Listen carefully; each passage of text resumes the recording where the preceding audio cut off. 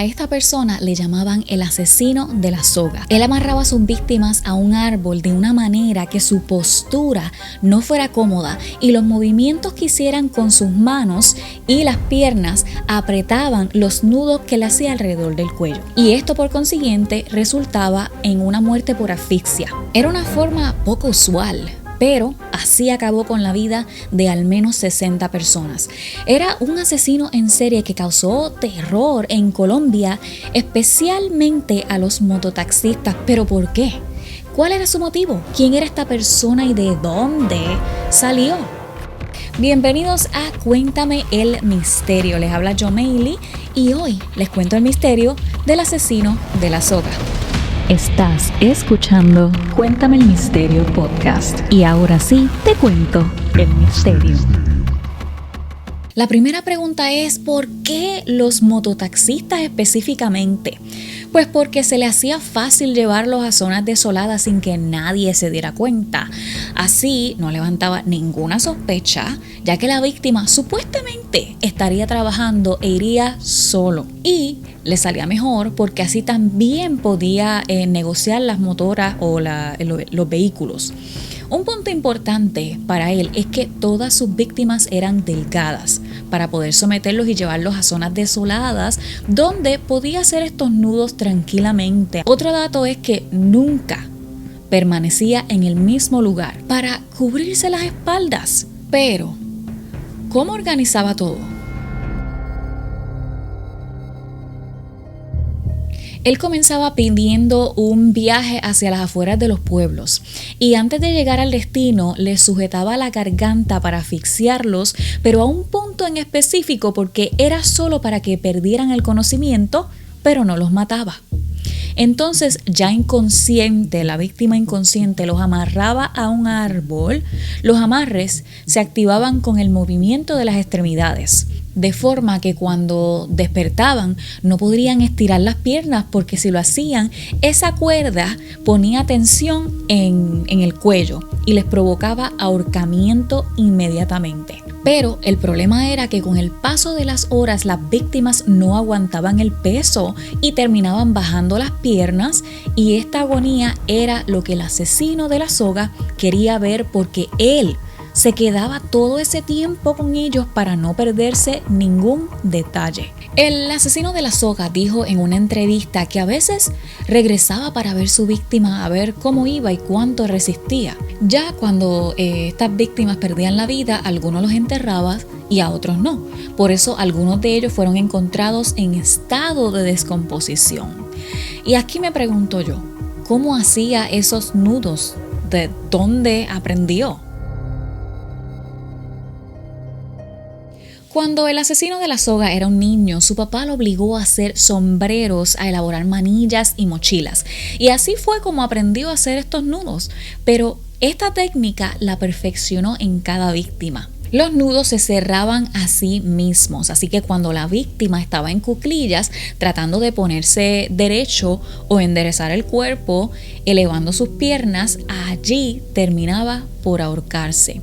Él comentó en una de esas entrevistas que le hicieron con los periodistas de Semana que son 3 nudos muy difíciles. Y explico un poco. Primero, el lazo del cuello se activa con el de las manos. Y apenas usted estira las piernas, se activa el lazo de las muñecas. Y a la vez se activa el del cuello, que sería entonces más fuerte porque lo estás alando con las piernas y con las manos.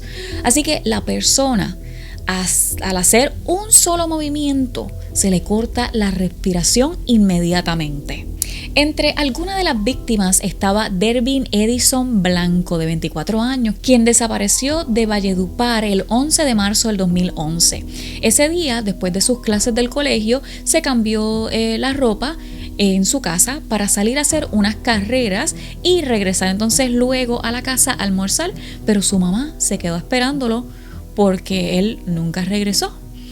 Luego de esto, la familia hizo caminatas y hasta hicieron protestas. Lo buscaron por 3 meses hasta que en junio del 2011 fue encontrado. Lo que quedaba de su cuerpo estaba en una zona de la finca de ovejas cerca de Valledupar. Y junto a sus restos hallaron también los de otras 2 personas que estaban prácticamente igual. Ahora, esta próxima fue un poco diferente y cuando se está investigando, lo que se busca es esos momentos en que el asesino rompe su patrón. La mamá de la víctima explicó que el asesino la llamó después de la desaparición de su hijo y la convencía con información que le daba de su hijo supuestamente.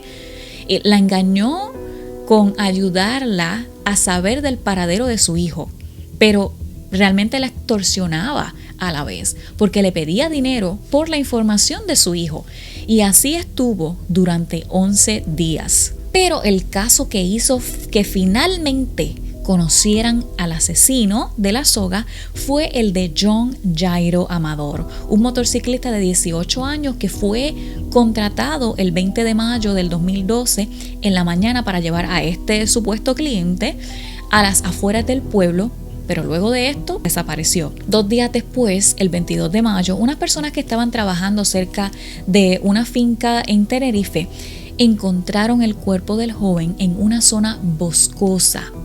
Y estaba exactamente igual a los demás. Estaba amarrado de manos y pies y la cuerda iba completamente al cuello. En las instalaciones del Departamento de Policía del Magdalena Medio fue entregada la motocicleta Boxer de placas RKE, en la cual se transportaba John Jairo Amador de la Rosa el 20 de mayo del presente año, día de su desaparición. Para el padre del joven de 18 años, esto es solo un gesto ante lo que le arrebataron del seno de su hogar. Para mí una tristeza de llover, de recibir lo material si yo necesitaba para la vida de mi hijo. Yo necesitaba que siquiera se hubieran llevado esa moto, pero me hubieran respetado la vida de mi hijo. Pero de igual pues toca recibirla porque es obligación de nosotros y el resto dejarlo a manos de mi Dios, que sea mi Dios el que se encargue de hacer justicia contra esto. El papá del joven comentó que John se había comprado la moto un mes antes nada más, y con las carreras que hacía estaba pagando su universidad. Luego de la desaparición, específicamente 7 larguísimos meses después, en diciembre del 2012 y a varios kilómetros de distancia de Barrancabermeja, en Santa Marta, fue finalmente capturado Luis Gregorio Ramírez Maestre, el asesino de la soga, por este asesinato. Así que, ¿cuál era su motivo? Lo de su motivo se especuló un poco porque aparentemente él nunca hizo un ataque sexual a estas víctimas. La parte que él disfrutaba era la tortura. Pero el ver agonizar a sus víctimas es un acto de sadismo que se relaciona usualmente con placer. A él le daba satisfacción la superioridad. Por eso los psicólogos decían que esto podía tener una connotación tipo sexual y una correlación con su infancia, en la que supuestamente sufrió por los maltratos de su padre. Aunque no hay mucha información con este punto, con lo de su infancia. Escuché en un podcast que se llama Crímenes Imperfectos que cuando entrevistaron al papá, el papá dejó saber que nunca hubo maltratos en la casa, que ellos criaron a sus 10 hijos por igual y que de hecho desde el momento en que Luis salió del pueblo pasaron años y años y ellos no sabían de él.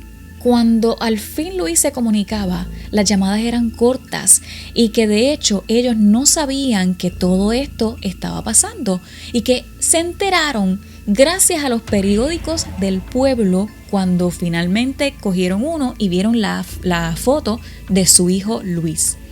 Pero Balbuena, un psicólogo forense y analista de conductas criminales, cree que pudo haber sufrido de carencias emocionales de parte de su padre, aunque por otro lado, hay personas que viven las mismas condiciones y nunca van a agredir sexualmente a nadie o no van a atacar a otra persona. Como Balbuena dice, y les digo exactamente lo que dijo, pudo haber predisponentes de tipo neurológico, biológico, familiar, social y pudo haber un componente de tipo decisional. Y todo esto junto fue el caldo que cultivó este asesino. Entonces, también lo que se quiso saber, ¿cómo fue que lo pudieron capturar finalmente? Pues comienzo diciendo que en Colombia no se suman las penas o años por cada delito. Solo se toman algunos delitos y se suman las condenas sin que el total pase de 60 años. Así que, como dice el abogado penalista Francisco Bernate, la verdad es que en el país, desde el punto de vista punitivo y legal, da lo mismo matar a 2 personas que matar a 600 personas, lamentablemente. Bueno, pero les cuento exactamente cómo lo capturaron. Pues no sé si se acuerdan del asesinato de John Jairo Amador que mencioné anteriormente. Fue precisamente esa investigación la que ayudó a capturarlo simplemente porque cometió un solo error. El asesino de la soga usó el celular de la víctima. Y les cuento que el investigador de la fiscalía le dijo al papá de la víctima, el papá se llama Don Jairo Amador, que no sabía por dónde empezar. Entonces el papá le dijo, pues por el celular, busca por ese lado. El papá dice, mi hijo tenía un aparato de alta gama y vi que no estaba con mi hijo. El asesino tiene que habérselo llevado, tiene que haberlo robado. Entonces de allí se solicitó el registro de llamadas desde el número de teléfono de la víctima, ¿verdad? Después de la muerte. Entonces se encontró que el mismo día del asesinato había salido una llamada al pueblo de Santa Marta. La persona a la que llamó fue precisamente a su hermana, o sea, la hermana del asesino de la soga.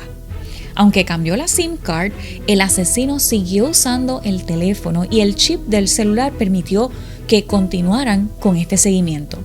A la vez que esta investigación seguía, también las autoridades empezaron a acumular más información y llegaron a la conclusión de que en el nororiente de Colombia habían víctimas que se repetía la muerte con los 3 tipos de nudo.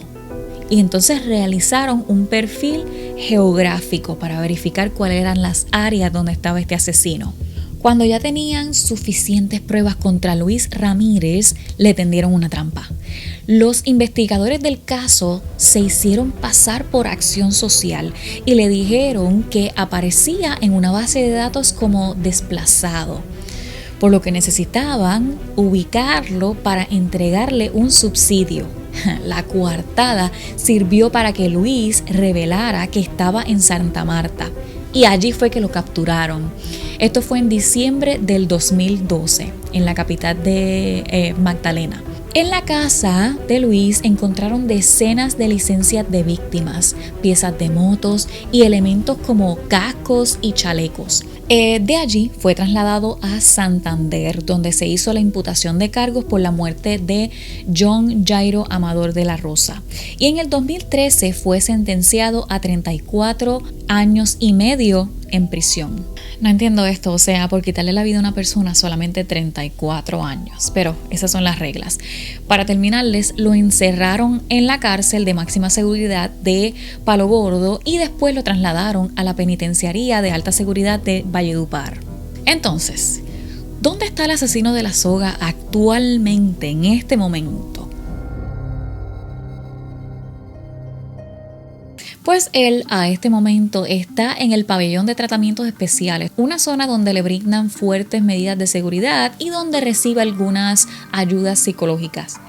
No hay ningún estudio que determine que asesinos como él se curan, por decirlo así, o se mejoran con ayuda psicológica, pero creo que es lo más que se puede hacer en este caso, ¿no? Su celda es de 3x3, si es en metros, si es en pies es 9x9 y la cama en la que duerme es de concreto de 1,20 por 1,90 metros, que en pies son 3x6, 3 pies por 6 pies. Él solo puede tomar 1 hora de sol al día y su contacto con el resto de los prisioneros es casi ninguno, casi nulo. Más adelante, Luis fue condenado a 18 años por el asesinato de Marlon Enrique Ceballos, de 31 años, en el municipio de San Diego. Este asesinato ocurrió en octubre del 2012. Y bueno, para hacerle un resumen de todo total de las sentencias que le dieron, él fue condenado a 57 años en prisión, pero luego estas fueron rebajadas a 34 años porque aceptó su culpabilidad. Y para cerrar el resumen, él saldría de la cárcel y quedaría preso en su hogar o libertad condicional en el año 2032, exactamente, cuando cumpliría 20 años de cárcel. Y esto debido a las rebajas de pena en Colombia de las 3/5 partes de la condena. Y si eso pasa, en ese momento él tendría 52 años de edad exactamente. Pero bueno, nada, encantos, hasta aquí el episodio del video podcast de hoy. Welcome a los amantes de True Crime que están nuevos por aquí. Y nada, los espero por aquí la semana que viene con un nuevo misterio. Chao.